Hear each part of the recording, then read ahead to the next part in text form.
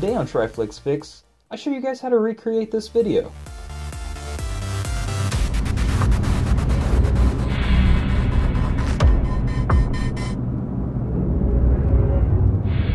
Alright guys, so first thing you're going to need to do is go online and find some footage of Drake doing his kind of awkward, weird dance. We're going to go back to the start.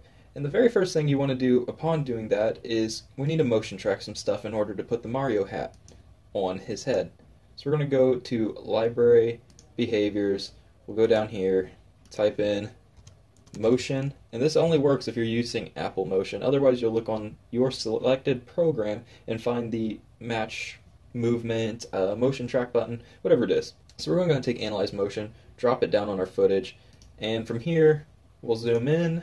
And you just want to find some distinct points to follow. Here you can see I used the crease between his nose and his beard, the tip of his pointy beard line where it reaches his hairline, and the inside of his ear. And as the frames go through, you can see that the tracking is actually working pretty well. We'll keep on going through, still finding everything well. And right here, the yellow one's lost, but that's okay because we got two other track points to find. Okay, so once that's done, we'll go ahead and zoom back out. And we can find a pretty cool Mario hat online, and I found this one. I went ahead and photoshopped it off the top of a real Mario, put it on top of him, and then we're just going to go into the search properties again, and we're going to type in move. So we got match move, we can drop that on top of our hat, our Mario hat down here. We'll put on a channel blur, and all that channel blur is a filter that you can search for on the left side in your library. Once you find that filter, you can drop it on top of your hat and change the blurring amount of the hat, because at first it looks a little too cartoony. The lines are a little too hard, so the more blur you add to it, the less distinct the edge lines are. Right in here you can see his hand start to cross over his hat. We'll zoom in again. And what this is just a feathered mask, and it will keyframe so it appears that his hand is going in front of the hat versus the hat being on top of the image. Okay, so that's pretty simple. We're just laying the hat on top of the original image after we motion tracked him. Cool. Now we are going to work on the more difficult part, the fireballs, but still the way I did it is pretty easy, pretty beginner level. So the very first thing we have is this fireball, and the opacity is set on low, but it's not actually on the image, it's on the group that controls the fireball. So we just have one fireball layer that I found online, and we're just going to throw that at the ground. And as you can see, it is scaling up. I'm going to go ahead and turn down the scale of the mask that I put on it to get rid of the little fiery edges around the outside. And what this is going to do is play for the center of our fireball. And of course you don't want to just drop an image on your footage. What you want to do is play with your blend modes. As you can see, I set mine to screen right here. And as it goes through, it's rotating, and the way I did that was I keyframe from the very start point, and just as you can see, the rectangle right here is rotating, rotating, rotating. It hits the point right here, and the direction changes, rotating, rotating off, and it's actually getting bigger. So right here you can see it's a lot bigger than it was back here. So that's the first layer of fire. Next, we need another layer of fire. So here we have this actual Mario fireball that I found online, and once you hit the ground, you want it to change direction, and it's going to scale up as well. And then with those together, go back through, you can see that there's like a rotating layer underneath. So these are going off together, and this is also set to screen mode. So it makes the fire look like it's moving instead of just stationary images going across the screen. Now the fireball looks a little too perfect. Nothing's really moving on it. So what we're going to do is, like we did before with the hat, we're going to add a channel blur.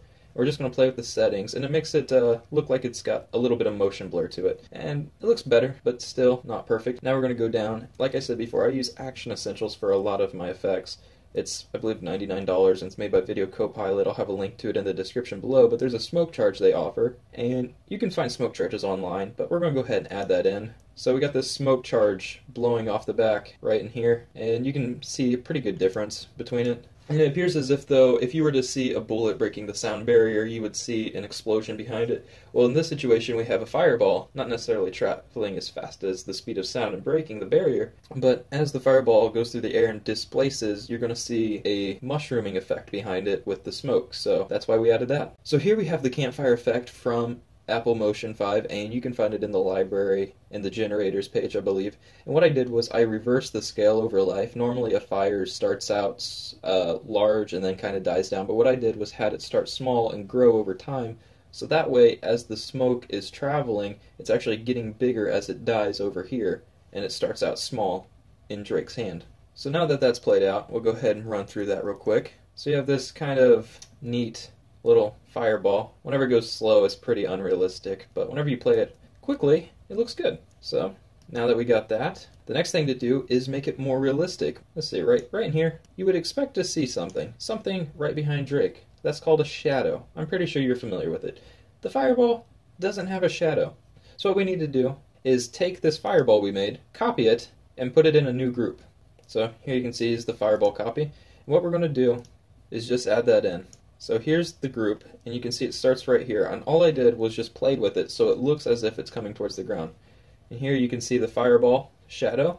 You can see it hit right here, and here's the shadow again. And it just goes off the page with it, and it grows. And it's a really minimalistic way of doing shadowing, but it is effective because before, if you play the video through quickly without the shadow, it looks a little cartoony. Of course it's going to look cartoony. He's got a Mario hat on his head. There's something I say frequently, and that's whenever you have CGI or VFX and you want it to blend well with real people or real scenery, the more layers you have and the more realistic aspects you add to your images or your stock images, the better it'll blend with your footage. So now that we have one good fireball running through the shot, we can go ahead and do something very simple. We can copy and paste. So play through. Oh, there should be a fireball right in there.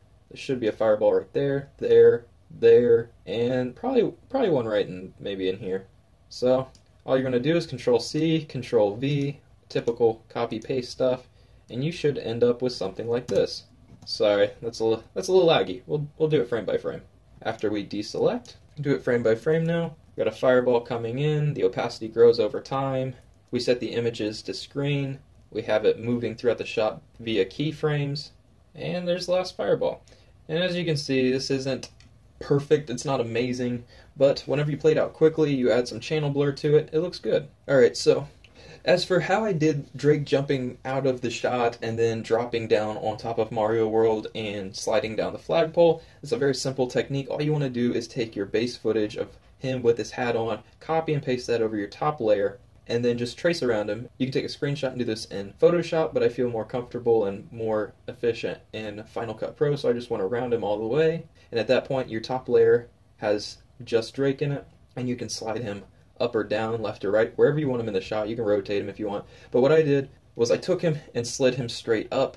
But the problem with doing this is now you have two Drakes, one from the base footage and one from the top. And in order to fix this, all you need to do is take your base footage with Drake on it, and in between the base footage and the masked footage of Drake getting ready to jump out, all you're going to need to do is go around and find some specific points on that last frame that match where he's jumping out. So as you can see right here, what I would do is I would go find a mask and take this shape right here, come around it all the way, and then just take this shape and rotate it on the Z-axis. And as you can see, now it covers up the old him.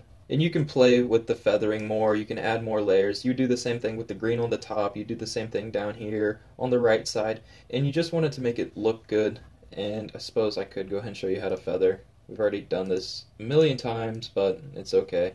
I don't mind helping you guys if you actually find it helpful. So you just go down, find the mask, up the feathering.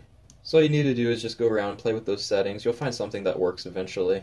Now, at this point, you can imagine having your top layer of Drake that you've cropped out or photoshopped out on top of this blue image, and you would do the same thing with him on top of a green image up here, cropping out the lower him. And then you just want to drag this to the very end, and that's where your new Drake would be, and you can slide him up. And then you just find some footage of Mario World without Mario in it, or you can Photoshop Mario out. So yeah, pretty simple video. That's going to complete today's episode. I hope you guys found this episode helpful, and if you liked it, please let me know by liking the video, and if you want to see more like it, let me know by subscribing to the channel. If you guys have any comments or questions about this video or a suggestion for a future episode, please leave that in the comment section below, or you can send it to my Twitter, which I'll have up on the screen. Also guys, we've been working really hard, and we got some good episodes from some previous weeks. If you want to check those out, I'll have links to those on the screen, and any links that we've mentioned in this episode will be in the description of this video. But like I said guys, that's going to conclude it for this week.